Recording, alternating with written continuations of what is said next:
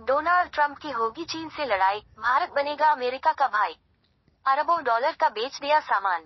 America और चीन के बीच व्यापारिक तनाव से भारत को बड़ा फायदा हो सकता है।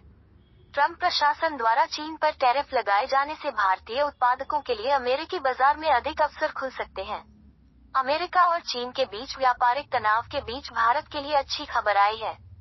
सरकारी आंकड़ों के अनुसार वित्त वर्ष 2024-25 के पहले 9 महीनों अप्रैल-दिसंबर में भारत का अमेरिका को एक्सपोर्ट 5.57% बढ़कर 59.93 अरब डॉलर तक पहुंच गया। दिसंबर में ये बढ़ोतरी और तेज होकर 8.49% रही, जिसमें कुल शिपमेंट 7 अरब डॉलर का हुआ। अमेरिकी बाजार में भारतीय प्रोडक्ट्स की बढ़ती मांग इस बढ़ोतरी का मुख्य कारण है। Please subscribe and follow. Export के साथ साथ अमेरिका से इंपोर्ट में भी बढ़ोतरी हुई है। अप्रैल-दिसंबर के दौरान इंपोर्ट 1.91% बढ़कर 33.4 अरब डॉलर रहा। वहीं दिसंबर के दौरान इंपोर्ट 9.88% बढ़कर 3.77 अरब डॉलर तक पहुंच गया। इन आंकड़ों से यह साफ संकेत मिलता है कि भारत और अमेरिका के बीच व्यापारिक संबंध लगातार मजबूत हो रहे हैं। एक्सपर्ट्स का मानना है कि अमेरिका और चीन के बीच व्यापारिक तनाव से भारत को बड़ा फायदा हो सकता है। ट्रंप प्रशासन द्वारा चीन पर टैरिफ लगाए जाने से भारतीय उत्पादकों के लिए अमेरिकी बाजार में अधिक अवसर खुल सकते हैं।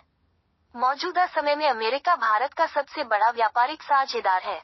भारत के कुल माल एक्सपोर्ट में अमेरिका का हिस्सा लगभग 18% है, जबकि इंपोर्ट में ये 6% से अधिक है। द्विपक्षीय व्यापार की बात करें तो इसमें अमेरिका का हिस्सा 11% के करीब है। हालांकि कुछ एक्सपर्ट्स ने ये भी चिंता जताई है कि अगर अमेरिका भारतीय उत्पादों पर अतिरिक्त शुल्क टैरिफ लगाता है, तो इससे व्यापार प्रभावित हो सकता है। पिछले साल ट्रंप ने भारतीय टैरिफ नीतियों पर सवाल उठाते हुए कहा था कि भारत अमेरिकी उत्पादों पर ज्यादा शुल्क लगाता है। इसके जवाब में उन्होंने भारतीय वस्तुओं पर टैरिफ बढ़ाने की बात कही थी।